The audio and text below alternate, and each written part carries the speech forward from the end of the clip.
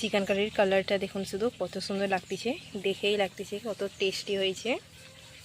তরকারিটার শুধু কালারটা দেখুন কত সুন্দর হয়েছে, কষাটা খুব সুন্দরই হয়েছে। আসসালামু আলাইকুম বন্ধুরা, কেমন আছেন সবাই? আশা করি ভালো আছেন। আলহামদুলিল্লাহ আমরা সবাই ভালো আছি। সারা লাইফস্টাইল আপনাদের সবাই স্বাগত জানাই। আজকে নিয়ে চলে এসেছি আবার একটা নতুন রেসিপির ভিডিও। আজকে বানাবো আমি চিকেন কারি। প্লিজ আপনারা পুরো ভিডিওটা দেখতে থাকুন। এই চিকেন কারির জন্য এখানে চিকেনগুলো নিয়ে নিচ্ছি। এটাকে আগানে ধুয়ে নিব ভালো করে। আলুটাকে লাল করে নিব, তার জন্য আমি কড়াটা চাপিয়ে দিব। কড়াটা এখন চাপিয়ে দিচ্ছি। আলুটা লাল করার জন্য কড়াই তেল দিয়ে দিব, আলুগুলো ছেড়ে দিব,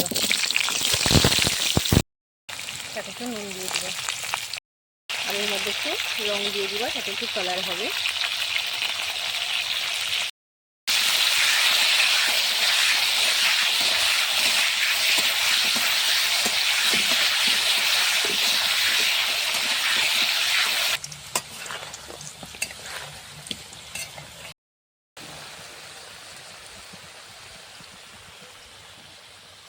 এখন মাংসে আমি কিছু মশলা মাখিয়ে নিব।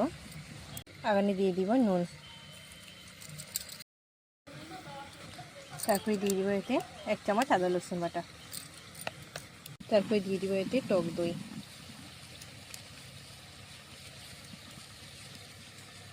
মাংসটাকে এখন হাত দিয়ে ভালো করে মিক্স করে নিব।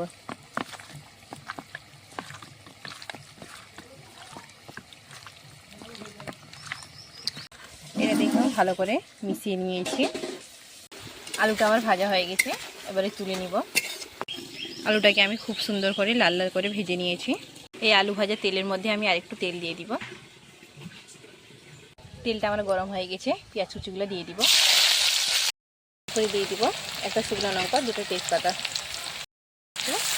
ভালো করে ভেজে নেব। পেঁয়াজটা আমার ভাজা ভাজা হয়ে চলে আসছে, তারপরে দিয়ে দেবো 1 চামচ আদা রসুন বাটা,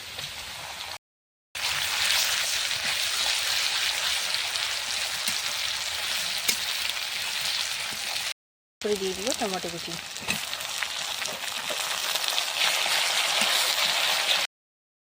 টমেটোটা আমার ভুলে গেছে দেখুন। তারপরে এর মধ্যে মশলাগুলো দিয়ে দেবো। 1 চামচ হলুদ গুঁড়া, 1/2 চামচ লঙ্কা গুঁড়া নিয়েছি, 1 চামচ জিরা ধনা গুঁড়া, এটা আছে ভাজা জিরা ধনা গুঁড়া। মশলাটাকে ভালো করে কষিয়ে নেব। এখন মশলাটা আমার ভালো করে কষা হয়ে গেছে, এই মাংসটা এবারে দিয়ে দিব।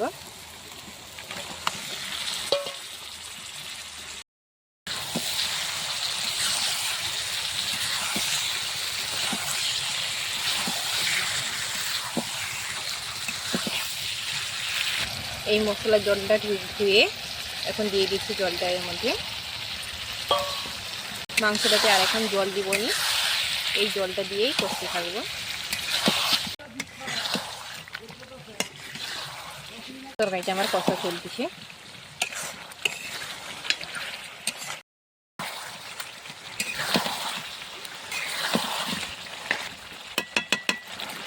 তরকারিটা আমার কষা হয়ে চলে আসছে, তারপরে দিয়ে দিব এতে এই গরম মশলাগুলো পিষে নিয়েছি, দিয়ে দিব। তারপরে দিয়ে দিব ধনেপাতা কুচি,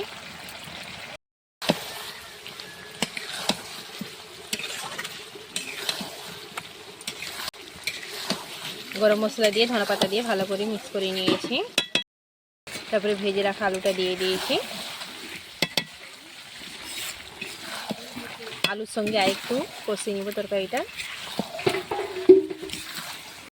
তরকারিটা আমার ভালো করে কষা হয়ে গেছে।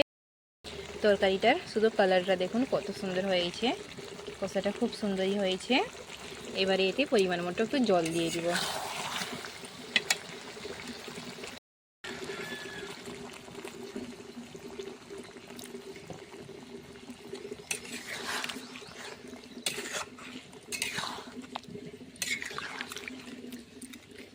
তরকারিটাতে আমি পরিমাণ মতো জল দিয়ে দিয়েছি।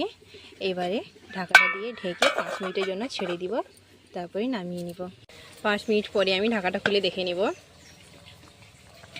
দেখুন আমার চিকেন কারিটা পুরো রেডি হয়ে গেছে, এবারে নামিয়ে নেব। চিকেন কারিটা এখন আমি নামিয়ে নেব। নামিয়ে নিলাম। শুধু তরকারির কালারটা আপনাদেরকে দেখাচ্ছি কেমন হয়েছে।